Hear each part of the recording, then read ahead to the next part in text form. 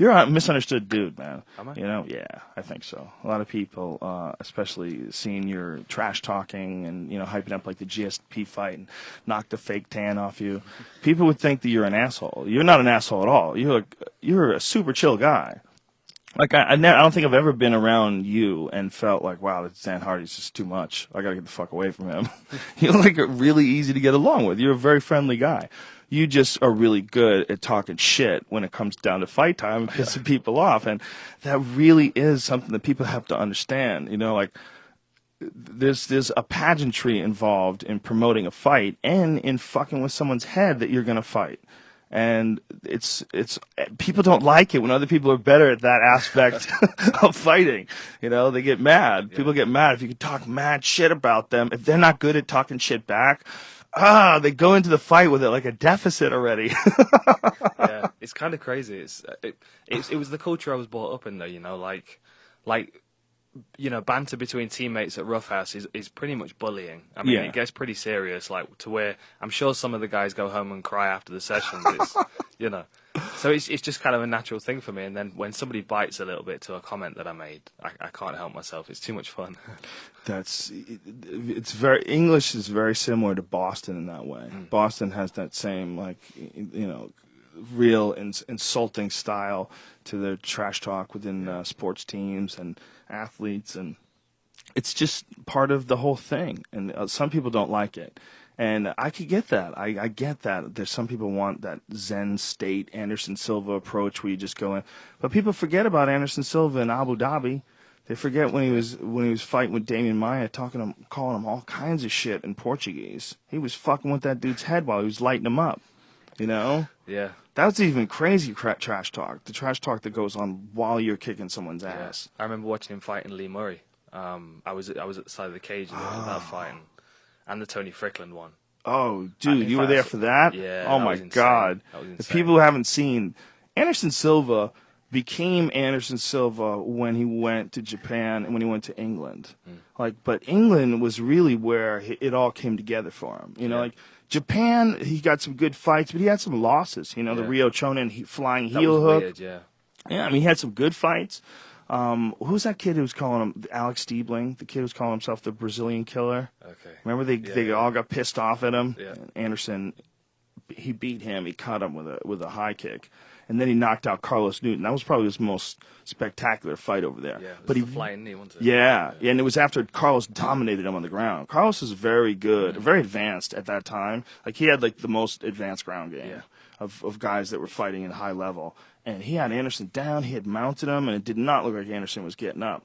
But I think they gave him a yellow card or something like that. I don't know how they got stood back up again. I don't know what happened. But they got stood back up again, and bang, he hit him with a flying knee and knocked him out. And it was after that, he got his footing with a couple of good fights, but it wasn't until he went to England and fought in Cage Rage that's when he became Anderson Silva. He was so comfortable. It was I really felt watching the Lee Murray fight that he could have stopped at any point. He was really just kind of torturing him a little bit and beating him up. Yeah, he was tough. He was beating the fuck out of Lee Murray. Yeah. He was fucking his legs up, man. And and Murray is tough as shit. Yeah. He hung in there, man, the entire time. Well, he got stabbed like 38 times or something. Yeah, and was training 6 weeks later. He made a video about him hitting the mitt 6 weeks later. If people don't know who we're talking about, this guy is really a legitimate folklore type character. He's a Guy Ritchie movie character. Yeah, he's almost greater than a Guy Ritchie character because you would never believe a Guy Ritchie character really could be like a top MMA fighter and also one of the greatest armed robbery suspects in the history of the universe. No, it's pretty crazy. I remember sitting in traffic on the way to Cage Rage. I had Paul Daly in the car and stuck in traffic, but not far from the arena. And Lee Murray just racing up the hard shoulder in his I think it was a BMW or something, like 70 miles an hour. Just he was crazy. Yeah. Did you see him falling out with Matt Lindland after that fight? Lindland fought a Cage Rage, and they brought Murray in to kind of hype up a fight between the two. I didn't see that. Yeah, Lee Murray was, you're a fucking monkey. You're like a fucking monkey. And Matt Lindland was he didn't even think it was real. It was pretty hilarious. Lee Murray's throwing stuff at him. Well, he was real. Yeah, he just really was that crazy. Yeah. There's every now and then a dude comes along like that. Yeah.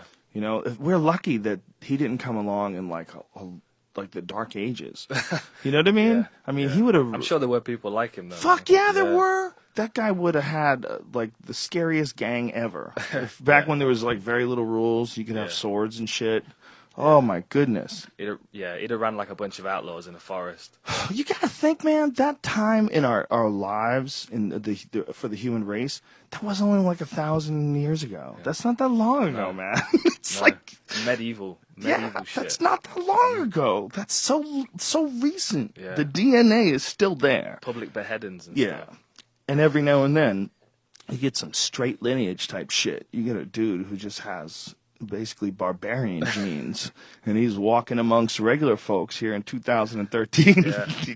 He's not playing by any rules. He's got no rules. He's just going for it until he hits a wall. Just full clip until he hits a wall.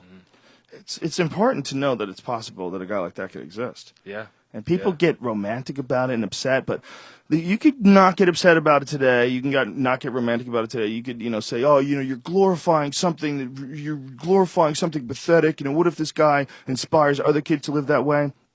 Okay, but make no mistake about it. 100 years from now, it's going to be an awesome story. Okay, but 200 years ago, when you're not connected, Yeah. from now, like when we're not connected to it emotionally, it's going to be an awesome story. Yeah. But we study these people now, though. I mean, look at like Bronson. Yeah. A lot of folks don't know Chopper? that documentary, the Bronson documentary. Yeah. It was really weird. Yeah.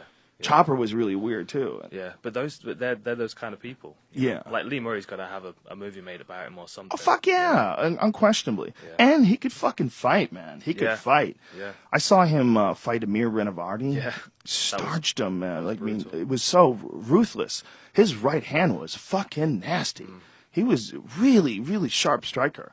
Really powerful guy. I mean, he wasn't like the most technical guy, which is where Anderson picked him apart. Yeah. He was Such fast hands, though. He was very fast and very confident. Very confident.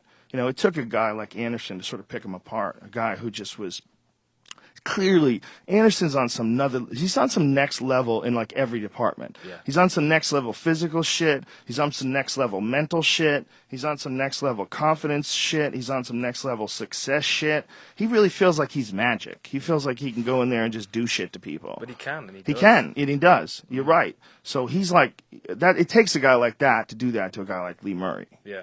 A guy like when you see Anderson like at his best, it's one of the weirdest things because you can't believe a guy can do what he just did. Like when he fucked up when we were there in Brazil and he fought Stephan Bonner, dude, that was like I was watching a movie. Yeah. It was like the guy just put his back to the cage and let him tee off on him and then brought him back in, got to the center and brought him right back in, puts his hands down, stands right in front of him, and then when he decides to strike, throws him to the ground and buries him with one knee. Yeah. And you're like, Jesus. Yeah. But it was like the Forrest Griffin fight, though. Yeah. He'd been baiting him to like overextend on his punches. Yeah. All the way through the round, and then as soon as he did it and crossed his feet, That was surreal. Yeah, he's a master. He's a real master. It's kind of an honor to be around witnessing it live. Yeah. Yeah, I agree. It's an honor to be able to call it for sure. It's really shocking. His abilities are very shocking.